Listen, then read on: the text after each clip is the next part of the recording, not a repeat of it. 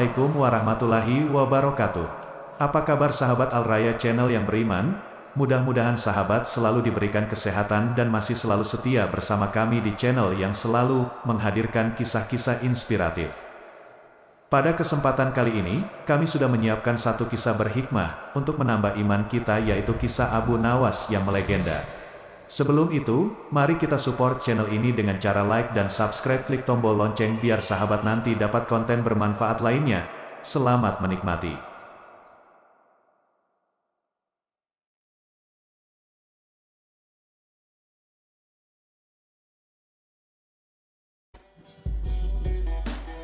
Suatu saat, Abu Nawas menjahili Baginda Raja.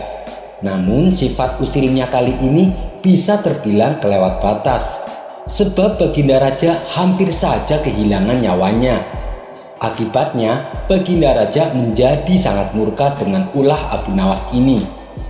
Sebenarnya perbuatan Abu Nawas semata-mata hanya ingin membalas atas perlakuan Baginda Raja kepadanya. Karena bukan sekali dua kali, Abu Nawas juga hampir celaka karena perbuatan usil Baginda Raja. Saat ini, Baginda Raja diselimuti amarah yang sangat memuncak. "Cari Abu Nawas, tangkap dan bawa ke sini," titah Baginda Raja. Beberapa pengawal kerajaan langsung berangkat menuju rumah Abu Nawas. Sesampainya di sana, para pengawal ini langsung menangkap Abu Nawas dengan kasar. "Apa-apaan ini? Apa salah saya?" tanya Abu Nawas ketakutan. "Kami diperintah raja untuk menangkapmu. Kalau kamu menolak, kami tetap akan membawamu dengan cara paksa," jawab para pengawal. Abu Nawas pun hanya bisa pasrah. Ia kemudian digiring ke istana dan dihadapkan kepada Baginda Raja. "Ampun Paduka yang mulia, kenapa saya diperlakukan kasar begini?" tanya Abu Nawas. "Kamu jangan pura-pura tidak tahu. Kamu telah membuat saya murka.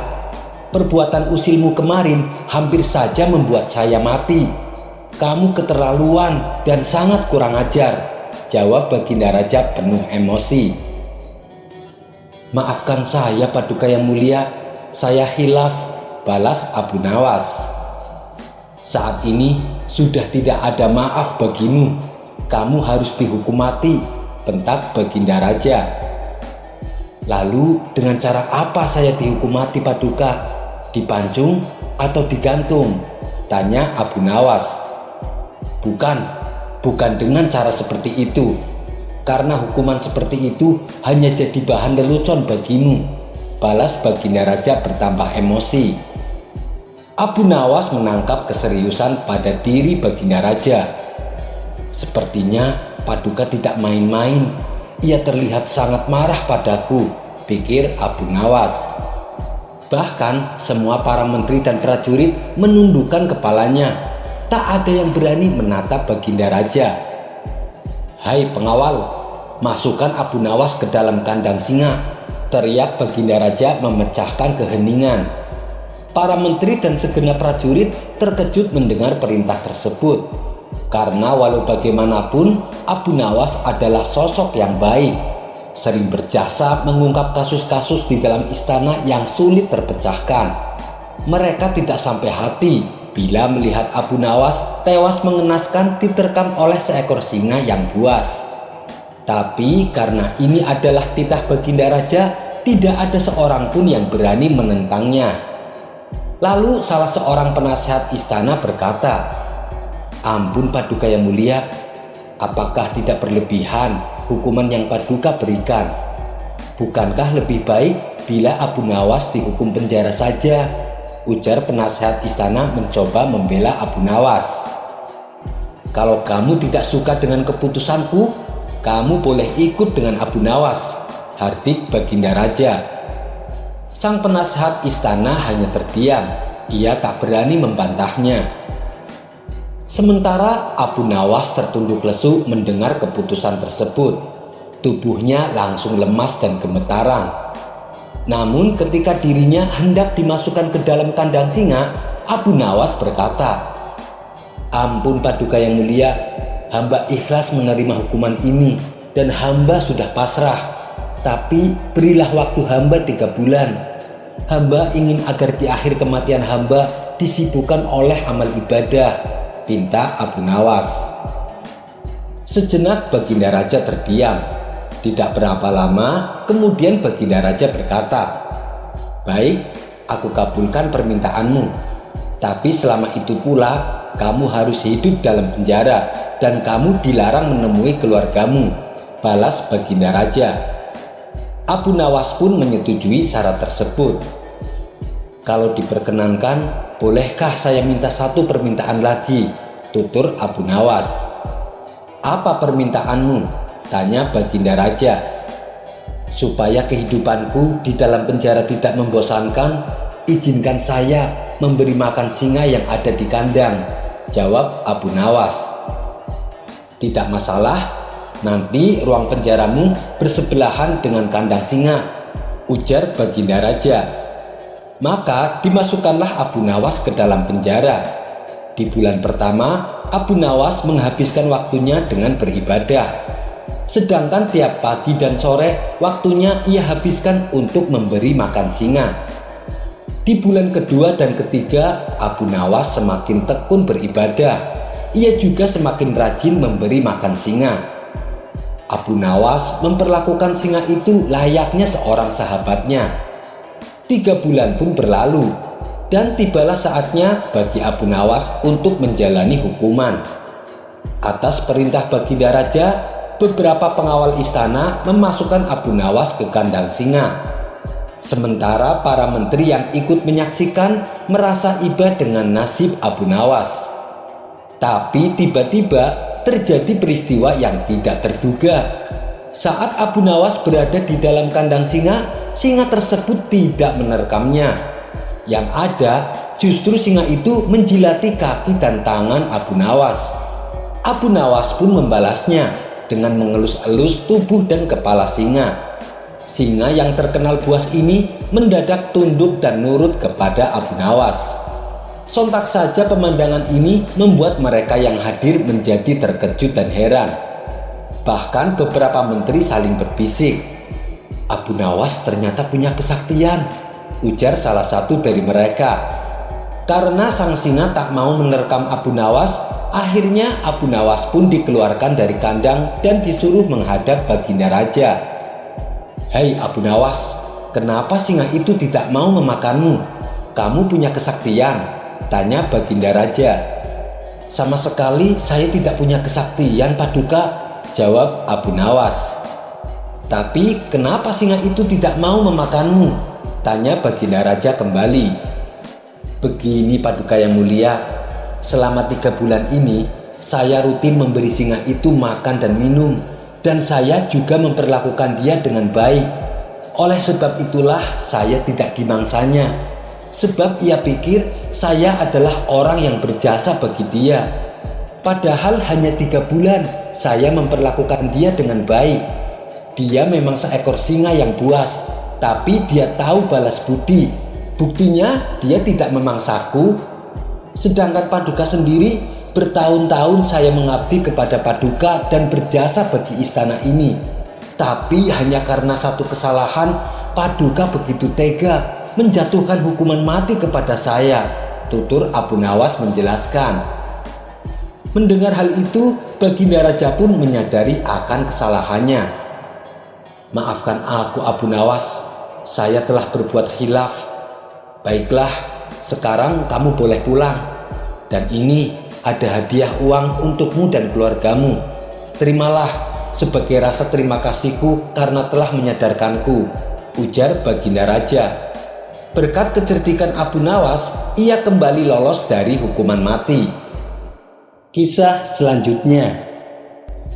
Diceritakan ada seorang saudagar kaya mempunyai kolam yang airnya sangat dingin. Konon tidak seorang pun yang tahan berendam di dalamnya berlama-lama, apalagi hingga separuh malam. Saudagar itu pun membuat sayembara. Siapa yang berani berendam semalam di kolamnya akan diberi hadiah sebanyak 10 dinar. Ajakan tersebut mengundang banyak orang untuk mencobanya, namun tidak ada yang mampu bertahan. paling lama sampai jam 12 malam. Pada suatu ketika, ada seorang pengemis mendatangi rumah saudagar itu. "Tuan, berilah hamba sedekah," ucap si pengemis. "Bagaimana kalau kamu mengikuti sayembara saja yang sedang saya adakan?" sahut saudagar kaya. "Kalau kamu lolos, kamu bisa pulang membawa uang banyak, yaitu 10 dinar. Yang perlu kamu lakukan hanya berendam di kolamku dari malam sampai pagi. Bila kamu bertahan, berarti kamu menang." Kemudian si pengemis mencelupkan kedua tangan dan kakinya ke dalam kolam. "Air kolam ini dingin sekali," kata si pengemis dalam hati. "Baiklah tuan, akan kucoba," jawab si pengemis. "Kalau begitu, nanti malam kamu bisa berendam di situ," kata si saudagar. Pada malam harinya, si pengemis datang lagi ke rumah saudagar kaya untuk menerima tantangannya. "Sekarang sudah jam 8 malam. Silahkan kamu berendam di dalam kolam itu. Tapi kamu tidak boleh keluar sebelum jam 6 pagi, ucap saudagar kaya itu. Masuklah si pengemis ke dalam kolam. Menjelang tengah malam, ia pun mulai merasakan kedinginan sampai tidak tahan lagi dan ingin rasanya keluar. Tetapi karena mengharap hadiah 10 dinar, ditahannya maksud itu sekuat tenaga.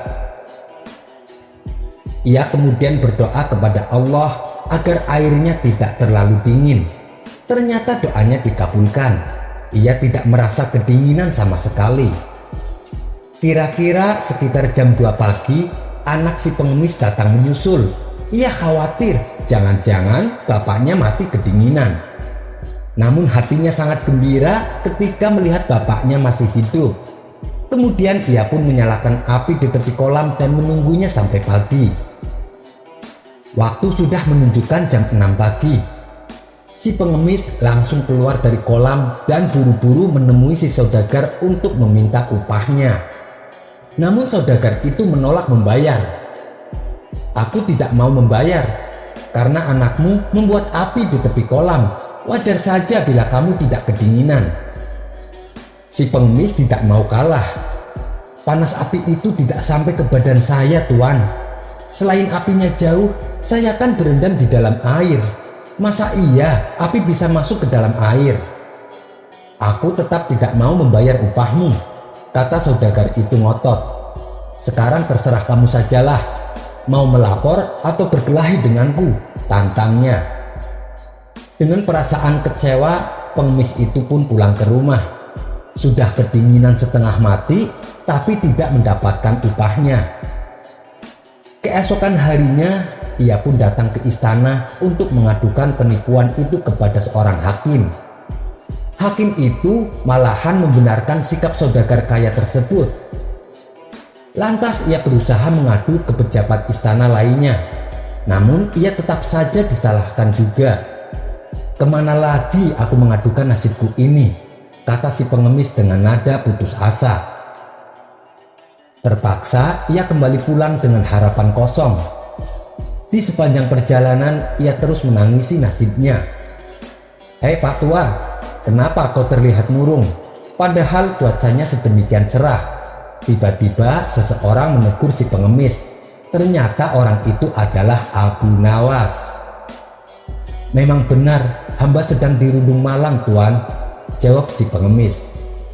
Lantas ia pun menceritakan musibah yang menimpa pada dirinya. "Oh, jadi itu penyebabnya," tukas Abu Nawas. "Insya Allah aku dapat membantumu menyelesaikan masalahmu. Besok datanglah ke rumahku dan lihatlah caraku. Niscaya kamu menang dengan izin Allah." "Terima kasih banyak Tuan, hanya Tuan yang bersedia menolongku," kata si pengemis dengan mata berbinar. Lantas keduanya pun berpisah. Abu Nawas yang rencananya akan pulang ke rumah mengurungkan niatnya. Ia memutuskan untuk datang ke istana menghadap sang raja. "Apa kabar hai Abu Nawas?" sapa Baginda begitu melihat kehadiran Abu Nawas. "Ada keperluan apa datang kemari?" "Alhamdulillah, kabar saya baik yang mulia," jawab Abu Nawas. Jika tidak keberatan, Baginda saya undang ke rumah sebab saya punya hajat. Kapan waktunya? Beritahu aku pasti akan datang, sahut Baginda Raja. Hari Senin jam 7 pagi tuanku, jawab Abu Nawas. Baiklah, nanti hari Senin aku datang ke rumahmu.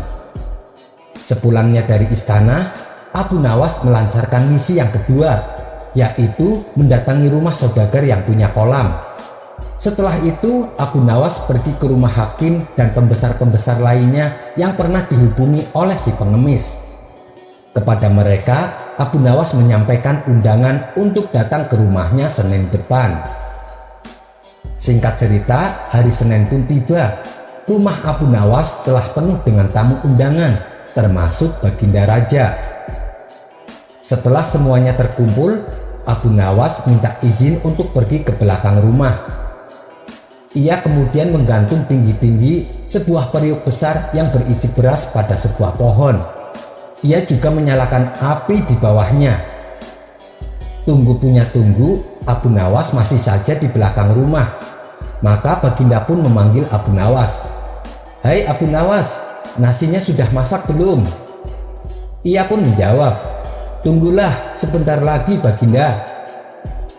Baginda pun bersabar dan duduk kembali. Namun ketika matahari telah sampai ke ubun-ubun, ternyata Abu Nawas tak juga muncul di hadapan para tamu. Perut mereka mulai merasakan keroncongan menunggu hidangan Abu Nawas yang tak kunjung matang. "Hai Abu Nawas, bagaimana dengan masakanmu itu?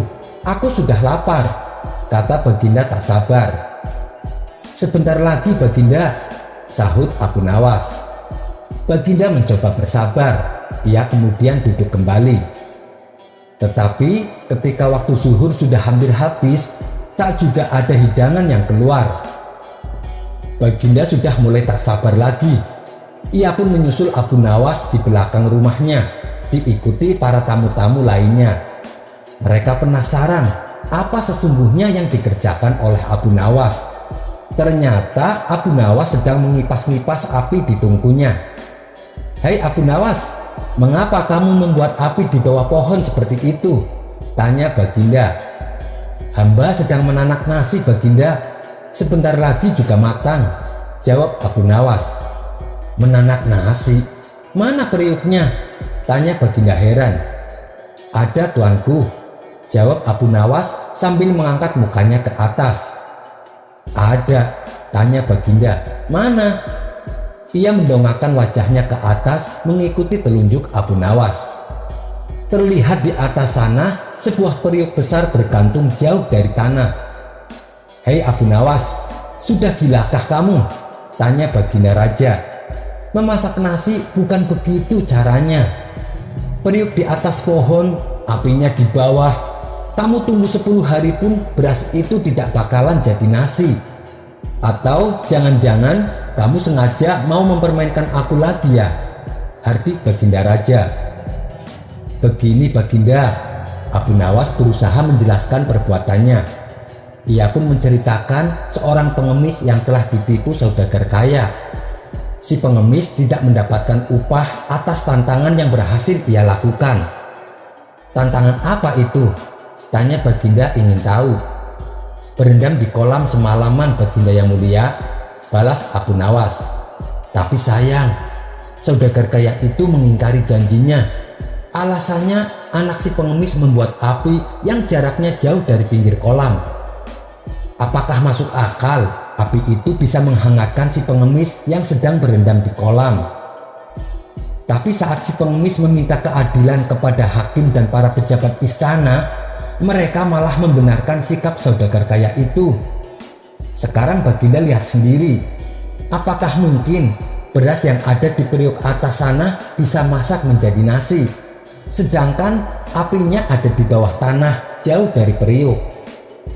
Baginda Raja menjawab, "Boro-boro bisa menjadi nasi, airnya jadi panas saja tidak mungkin."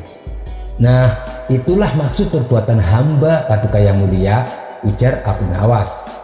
"Hamba hanya meminta keadilan untuk si pengemis itu. Dan mereka yang telah menzalimi si pengemis semuanya ada di sini," berkumpul bersama baginda di rumah saya. Saudagar kaya itu wajahnya mendadak menjadi pucat pasi. Ia tidak dapat membantah kata-kata Abu Nawas. Begitu pula dengan hakim dan para pejabat istana. "Sekarang begini saja," kata baginda raja. Saudagar itu harus membayar si pengemis 10 kali lipat, yaitu 100 dirham, dan dihukum selama 1 bulan karena telah berbuat salah kepada orang miskin.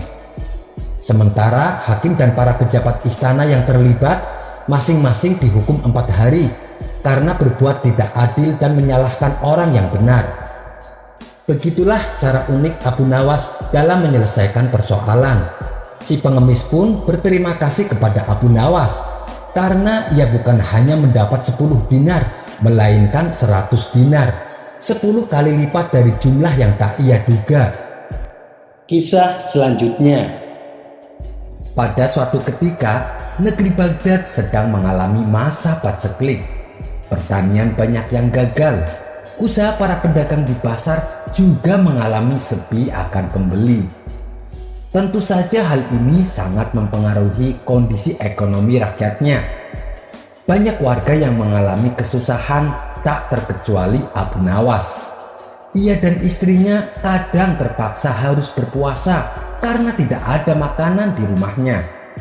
Hingga pada suatu ketika, Abu Nawas pergi jalan-jalan ke pasar untuk menghilangkan rasa jenuhnya. Setelah mondar-mandir ke sana kemari, tiba-tiba Abu Nawas menemukan kantong hitam berisi uang. Maka diambillah kantong hitam tersebut untuk dibawanya pulang dan langsung ditanam ke dalam tanah. Abu Nawas terus merenung sepanjang malam. Pikirannya galau dan bertanya-tanya, apakah uang di dalamnya akan diambil atau tidak. Hatinya berpikir untuk mengambilnya karena keluarganya sedang mengalami kelaparan. Namun ia teringat terus bahwa memakan harta yang haram bisa mendapatkan siksa kubur dunia dan di akhirat. Akan tetapi dirinya juga teringat akan hadis Nabi yang berbunyi, "Bila Allah memberimu hadiah tanpa kamu minta, maka terimalah hadiah itu, jangan kamu tolak. Kemudian infakkanlah harta itu." Ketika mengingat hadis tersebut, Abu Nawas berkata kepada dirinya sendiri, "Sungguhkah ini hadiah dari Allah? Dan hadiah itu bagi orang yang menemukan uang tersebut." Namun hal itu tidak menjadikan Abu Nawas untuk membuka kantong temuannya. Dia masih menunggu, barangkali pemiliknya akan datang. Hari pun berlalu, dan ketika ia kembali jalan-jalan di pasar, Abu Nawas mendengar seorang lelaki saudagar kaya sedang mengumumkan bahwa kantongnya hilang. "Wahai para penduduk Baghdad, barang siapa yang menemukan kantong hitam berisi uang 1000 dinar, maka kembalikanlah dengan jaminan dari Allah." Mendengar hal tersebut, Abu Nawas lalu mendekati lelaki tersebut dan berkata, "Wahai Tuan, negeri kami sedang mengalami masa paceklik. Banyak di antara kami yang hidup dalam kemiskinan. Seumpama uang Anda ditemukan oleh orang yang sedang mengalami kesusahan, maukah Tuan memberi sedikit uang secara halal?" ucap Abu Nawas. "Berapa yang diinginkannya?" tanya lelaki saudagar kaya. "1/10-nya Tuan." "Artinya 100 dinar," jawab Abu Nawas. Saudagar itu dengan tegas menolaknya dan berkata, "Aku tidak akan memberikannya sedikit pun. Jika ia tidak mengembalikannya kepadaku, maka di akhirat nanti akan kutuntut di hadapan Allah." Mendengar perkataan tersebut, Abu Nawas segera kembali ke rumahnya. Abu Nawas lantas bercerita kepada istrinya bahwa ia sudah menemukan pemilik kantong uang tersebut. "Apa yang harus kulakukan? Apakah aku harus mengembalikan uang itu?" tanya Abu Nawas. Mendengar hal itu, istrinya tampak agak marah dan berkata, "Aku dan anak-anakmu telah menderita kemiskinan bersamamu selama 50 tahun. Bahkan saat ini kita hanya mempunyai 1 pakaian. dan itu dipakai secara bergantian untuk mengerjakan sholat. Selama hidup kita belum pernah makan buah dan daging. Datangilah pemiliknya dan desaklah ia agar dia mau memberikannya 1/10 dari uangnya itu. Jika ia tidak setuju, maka mintalah 1/100-nya. Tapi jika masih tidak setuju, maka mintalah 1/1000-nya, yang berarti menerima 1 dinar, karena 1 dinar lebih baik daripada tidak sama sekali. Mendengar penjelasan istrinya itu, Abu Nawas lalu pergi kembali menemui saudagar kaya di pasar. "Tuan, sebenarnya sayalah penemu kantong yang berisi uang. Apakah Tuan bersedia membagikan sedikit uang tersebut kepada saya? Meskipun hanya 1 dinar, karena beberapa hari ini keluarga saya belum makan, Tuan," kata Abu Nawas. Namun saudagar kaya itu tetap pada pendiriannya untuk tidak membagikan uang tersebut. Maka kemudian diajaklah saudagar itu ke rumah Abu Nawas. Setibanya di rumah, Abu Nawas lalu menyerahkan kantong tersebut. "Benarkah ini kantong Tuan?" tanya Abu Nawas. "Iya, benar," jawab saudagar kaya. Kemudian lelaki tersebut membuka kantongnya dan menghitung jumlah uangnya. Jumlahnya masih tetap utuh, yaitu 1000 dinar. Lalu saudagar kaya itu pamit pulang kepada Abu Nawas. Namun belum juga melewati pintu keluar, tiba-tiba saudagar itu berhenti dan berkata, "Wahai orang tua, aku akan menceritakan kepadamu mengenai kantong ini. Ayahku telah mewariskan kepadaku uang 3000 dinar. Sebelum meninggal, beliau pesan kepadaku untuk membagikan sepertiganya kepada orang yang berhak menerimanya. Aku juga disuruh menjual warisan ternak dan menginfakkannya. Sebagiannya lagi saya gunakan untuk pergi haji. Maka aku pun melaksanakan wasiat itu. Dan wasiat untuk membagikan 1/3 uang dari kekayaanku. Uang tersebut aku letakkan pada kantong ini. Lalu aku pergi ke kota Baghdad untuk mencari orang yang benar-benar miskin. Namun aku tidak menemukan seorang pun yang lebih berhak daripada Anda. Maka ambillah uang di kantong ini. Semoga Allah memberkahimu," kata lelaki saudagar kaya tersebut. Mendengar hal itu, Abu Nawas pun bersyukur kepada Allah Subhanahu wa Ta'ala. Kesabaran dan kejujurannya saat menemukan uang tersebut ternyata mendapatkan jalan lain dari Allah. Atas kejujuran Abu Nawas, saudagar kaya itu tidak hanya memberikan 1/100 sebagaimana yang dimintanya tadi, melainkan semua uang yang ada di kantong tersebut. Kisah selanjutnya. Tidak seperti biasanya, hari itu Baginda tiba-tiba menyamar menjadi rakyat biasa. Beliau ingin mengetahui kondisi rakyatnya yang sebenarnya, bukan hanya dari laporan para menterinya. Baginda mulai keluar istana dengan pakaian yang amat sederhana, layaknya seperti rakyat jelata. Ketika Baginda tiba di sebuah perkampungan, beliau melihat beberapa orang berkumpul di suatu tempat. Setelah Baginda mendekat, ternyata seorang ulama sedang menyampaikan kajian tentang alam barzah. Tak lama kemudian, ada seorang yang datang dan ikut duduk bersama jamaah. Orang itu lantas bertanya kepada sang ulama, "Wahai Syekh, saya pernah ke makam orang kafir dan mengintip kuburnya. Tapi saya tidak mendengar teriakan-teriakan ataupun melihat penyiksaan-penyiksaan yang katanya sedang dialaminya. Lalu, bagaimana cara membenarkan sesuatu yang tidak sesuai dengan apa yang dilihat mata?" Dengan tersenyum, ulama itu menjawab, "Untuk mengetahui yang demikian itu harus dengan panca indera yang lain. Kamu pernah duduk di samping temanmu yang sedang tidur, bukan? Kadangkala temanmu saat itu dalam tidurnya sedang bermimpi, digigit ular, diganggu, dan sebagainya. Temanmu juga merasa sakit dan takut ketika itu, bahkan berteriak dan lari sekencang-kencangnya. Sedangkan engkau yang duduk di dekatnya menyaksikan keadaannya seolah tidak terjadi apa-apa. Padahal apa yang dilihat serta dialami temanmu dalam mimpi sedang dikelilingi ular-ular. Maka jika masalah mimpi yang remeh saja sudah tidak mampu mata melihatnya, mungkinkah engkau bisa melihat apa yang terjadi di alam barzah? Baginda Raja terkesan dengan penjelasan ulama itu, sehingga Baginda memutuskan untuk mengikuti pengajian tersebut sampai selesai.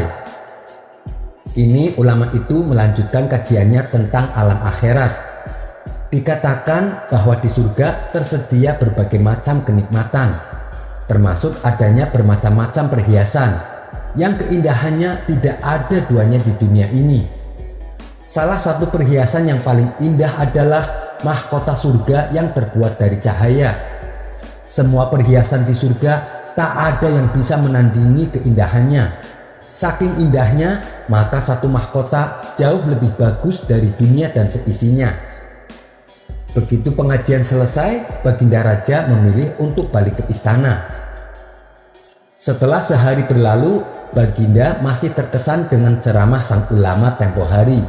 Apalagi sewaktu membahas tentang mahkota surga. Betapa sangat beruntung orang yang mendapatkannya, ujar Baginda dalam hati. Saat sedang asik membayangkan mahkota surga, tiba-tiba terlintas di benak Baginda sosok Abu Nawas. Nah, ini dia kesempatan baik untuk menguji kecerdikan Abu Nawas, ucap Baginda. Prajurit, segera perintahkan Abu Nawas untuk secepatnya datang kemari. Beberapa orang prajurit dengan sigap langsung pergi menuju rumah Abu Nawas. Setelah Abu Nawas tiba di istana, Baginda Raja langsung mengajaknya duduk di sampingnya.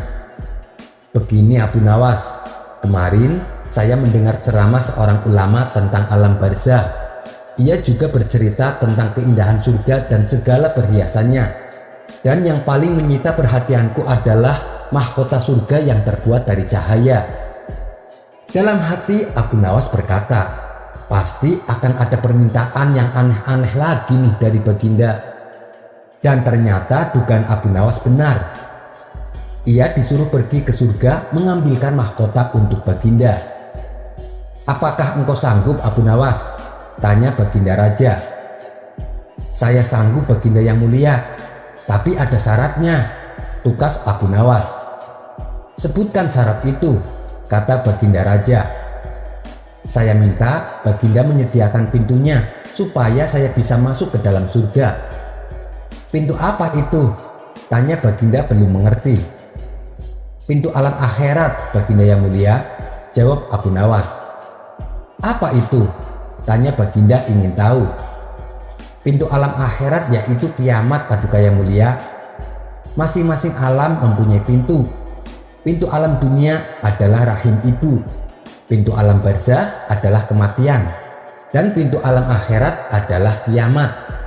Surga berada di alam akhirat. Bila Baginda masih tetap menghendaki saya mengambilkan mahkota di surga, maka Paduka harus membuat dunia menjadi kiamat terlebih dahulu. Mendengar penjelasan Abu Nawas, Baginda Raja pun terdiam. Di sela-sela kebingungan Baginda Raja, Abu Nawas bertanya lagi, masihkah Baginda menginginkan mahkota dari surga? Baginda Raja tidak menjawabnya. Beliau hanya diam seribu bahasa. Sejenak kemudian, Abu Nawas mohon diri dan pergi dari hadapan sang raja. Kisah selanjutnya. Suatu ketika, Baginda Raja Harun al-Rasyid terkena penyakit yang sangat aneh. Badannya tiba-tiba panas, tubuhnya pun menjadi lemas, hingga Baginda tidak kuat untuk melangkah. Beberapa tabib dari penjuru negeri sudah mencoba untuk mengobati Baginda Raja, namun tetap saja tidak ada perubahan sama sekali. Meski begitu, Baginda Raja tidak pernah menyerah. Keinginan untuk sembuh sangatlah besar. Baginda akhirnya memutuskan untuk membuat sayembara. Sayembara itu berbunyi, siapa saja yang dapat menyembuhkan raja, maka dia akan mendapatkan hadiah yang menggiurkan. Banyak para tabib yang mencoba mengikuti sayembara. Berbagai macam pengobatan dipraktekkan, namun penyakit Baginda Raja tak kunjung sembuh. Abu Nawas yang mendengar sayembara itu merasa tertarik untuk mengikutinya.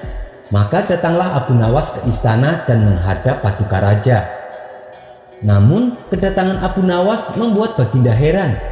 Karena setahu Baginda, Abu Nawas bukanlah seorang tabib yang bisa mengobati penyakit. "Wahai Abu Nawas, setahuku kamu itu bukan seorang tabib. Tapi mengapa engkau mengikuti sayembara ini?" tanya Baginda heran. Abu Nawas hanya tersenyum mendengar perkataan Baginda. "Yang mulia, janganlah melihat penampilanku, tapi lihatlah bagaimana hasil pengobatanku nanti," ucap Abu Nawas. "Baiklah, aku perkenankan kamu mengikuti sayembara ini. Tapi ingat Abu Nawas, kamu jangan sampai mengerjai aku, karena badanku sedang sakit sekali. Aku lagi tidak selera untuk bercanda." Kemudian Abu Nawas dan Baginda Raja pun terlibat pembicaraan yang sangat serius. Baginda mengungkapkan segala keluhan penyakit yang dideritanya. "Oh, ternyata penyakit yang Paduka rasakan itu gampang sekali obatnya," celetuk Abu Nawas. Mendengar perkataan Abu Nawas itu, Baginda Raja menjadi kaget. "Bagaimana kau bisa tahu penyakitku? Kamu kan bukan tabib." Abu Nawas kembali meyakinkan Baginda Raja kalau Baginda mau menuruti perkataan Abu Nawas, penyakitnya pasti akan sembuh. "Baiklah, kali ini aku percaya dengan ucapanmu. Sekarang katakan padaku apa obatnya?" tanya Baginda Raja. "Obatnya adalah telur onta Paduka yang mulia," jawab Abu Nawas. "Tapi syaratnya harus Baginda sendiri yang mencarinya dengan berjalan kaki. Jangan menyuruh orang lain. Apabila Baginda menyuruh orang lain, maka khasiatnya akan hilang." "Oh, begitu. Lalu di mana aku bisa mendapatkan telur onta?" tanya Baginda kembali. "Coba Baginda cari saja di pasar-pasar kota Baghdad," balas Abu Nawas. Karena ingin sembuh, Baginda lalu pergi bersama pengawalnya mencari telur onta. Ia berjalan dari istana dan berkeliling pasar di seantero kota Baghdad. Namun hasilnya tidak menemukan telur onta sebiji pun. Saking semangatnya untuk sembuh, Baginda kemudian mencari telur onta di beberapa pasar lagi.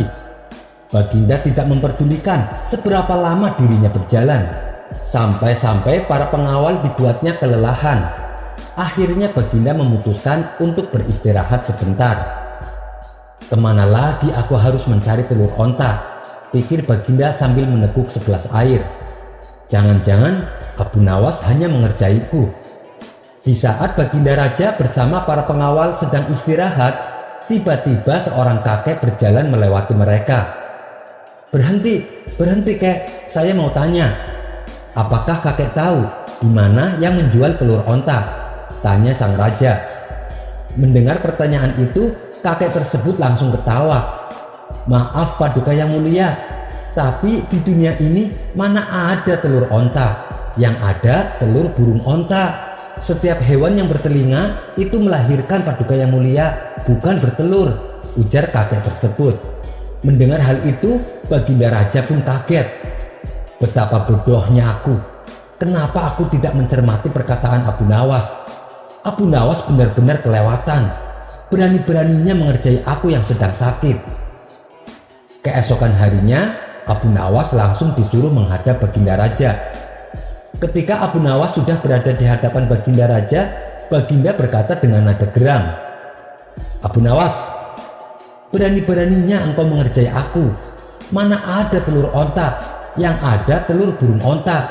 Karena perbuatanmu ini, kamu harus menerima hukuman." Namun Abu Nawas tampak tenang mendengarkan perkataan Baginda Raja. Ia juga membenarkan ucapan junjungannya itu.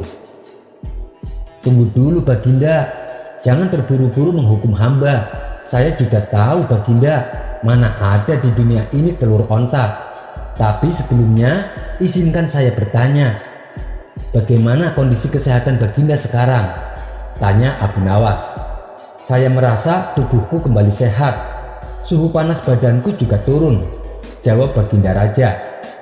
"Nah itu dia, berarti Baginda telah sehat kembali," ujar Abu Nawas.